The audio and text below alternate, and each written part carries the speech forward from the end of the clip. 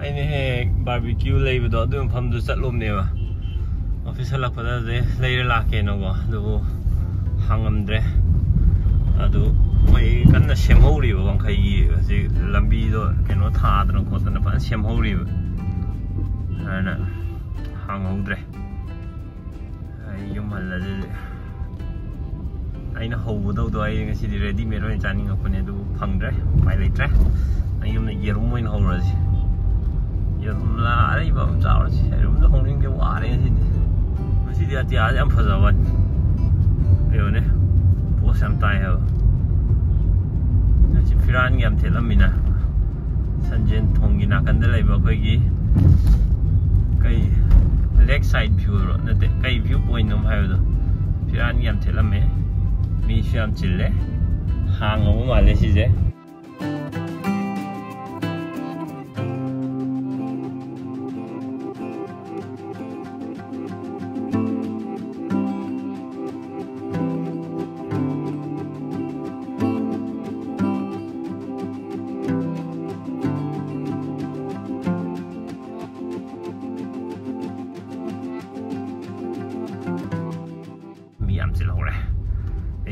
ꯆꯠꯀꯦꯗꯤ ꯈꯟꯕꯅꯦ ꯑꯩꯅ ꯂꯥꯛ ꯅꯨꯃꯤꯠꯇꯗꯤ ꯍꯪꯉꯝꯗꯕꯤꯅꯦ ꯗꯥꯎꯁꯦ ꯍꯧꯖꯤꯛ ꯒꯥꯔꯤ ꯃꯆꯥ ꯃꯌꯥꯝ ꯑꯃ ꯑꯗꯩꯗꯤ ꯈꯣꯡꯅ ꯂꯥꯛꯄ ꯃꯌꯥꯝ ꯃꯤ ꯈꯨꯌꯥꯝ ꯑꯃꯅꯦ ꯂꯩꯍꯧꯔꯤꯗꯣ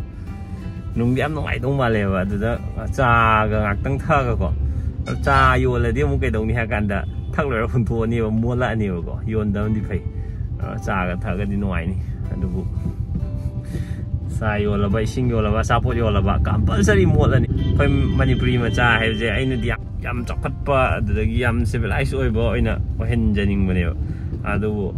ꯍꯦꯛ ꯆꯠꯂꯨ ꯃꯐꯝꯗꯀꯣ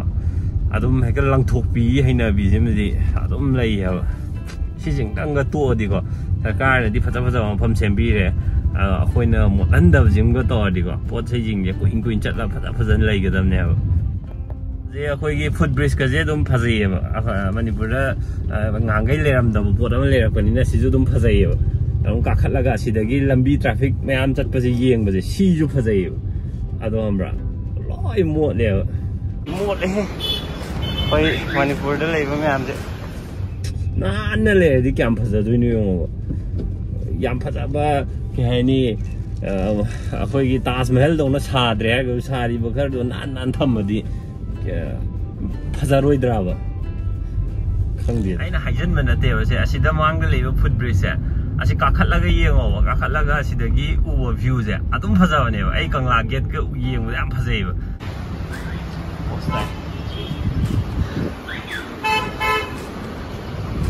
ꯃꯣꯠꯇꯤ ꯃꯣꯠꯂꯦꯍꯦ ꯑꯗ ꯁꯤ ꯀꯥꯈꯠꯂꯒ ꯂꯦꯞꯄꯒ ꯂꯩꯅꯤꯡꯗꯦꯗꯤꯀꯣ ꯃꯣꯠꯂꯦ ꯅꯝꯊꯤꯌꯦꯕ ꯑꯃꯣꯠꯄ ꯃꯌꯥꯝ ꯂꯩꯕꯅꯤꯅ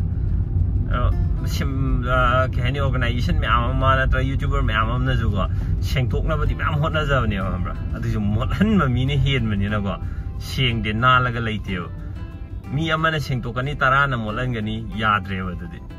ano karam kan da gyan da dinu khang de ba mo khoi mothali ba kanggu ji ni go aina manipuri khoi manipuri ma cha ha kan da mothali ba kanggu khara lei ri ba mi khara ina yum halak pa da sida moina tormi se mu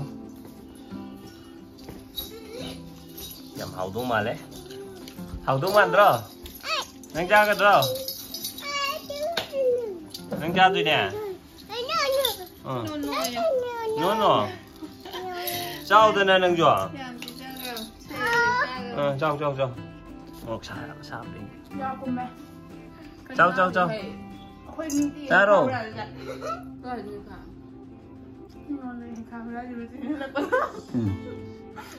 chào rồi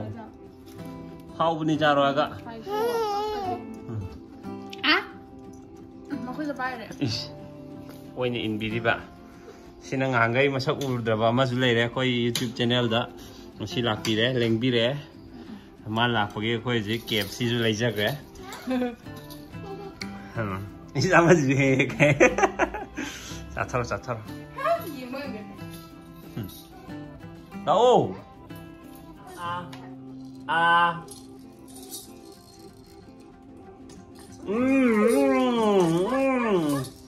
đang ra rồi à Một thầy à? Đang ngâm tới sau bên mà. Em hậu bên này. À. Mà luôn. Ôi chú có. Ngắt chân mình đi hay đấy bây giờ. Phá ra nó hỏi mà xí.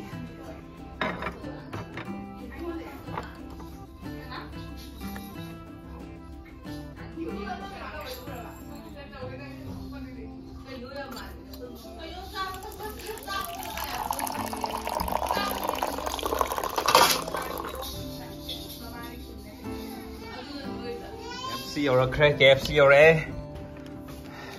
KFC or KFC. Tu. Abemo. Hi. Wow. Wow, cái mày rồi.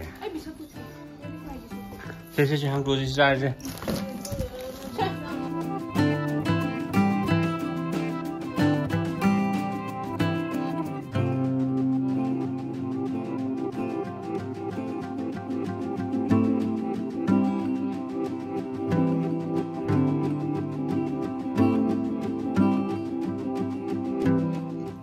Coffee khá bao nhiêu mà tàn nó thấy gì bao nhiêu lùi tới đây gì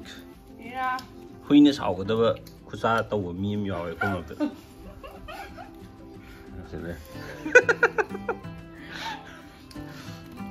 mà tuông ngắm treo đều nhiều finally lùi kre mà huy cái mình ta tới cái xa kre hay gì xem đã qua cao tàu à nhìn mà nghe lại sợ cái này Ủa nào mi em xin lê hiểu không? Wow em phát dậy ấy Xong đi ngồi Anh rồi Ủa anh đi Nó ngay bữa đi nó bố bà dẻ Hả? Nó ngay bữa bà Ngọc tất Anh nào mà mang cái video thagat pa khoi biryani xem bây giờ đây tôi mà thằng cái xem gì kia nó hàng một cái KFC xem mua nó hay bao ở đây khoi gì recently KFC ra đấy rồi mà hậu flavor đôi gì khăng chứ lâu đấy rồi mà thằng ấy nó KFC try tổ cái anh mà hậu đúng mà này nó trăm màn để hay phải nó khăng đâu còn rồi mà thằng đấy KFC xem nó try tổ cái cái sang như khôi ấy làm research tổ cái mẹ em tôi nói là cái anh xem đi video sai được tiền rất là cái mẹ em video em sang là nó một trend gì đi thằng cũng xem trên mà gì đó nữa em ở đây chắc chú ở bên mình nuôi thùng đó rồi cái gì đi anh ai thùng rồi chắc thùng cái process mà mình hàng cái hấp này nó sẽ đem ra hấp rồi đó bye bye con nào rồi nó con nào nó gì đánh đây đó ai video nó mi để tận những gì nữa mà này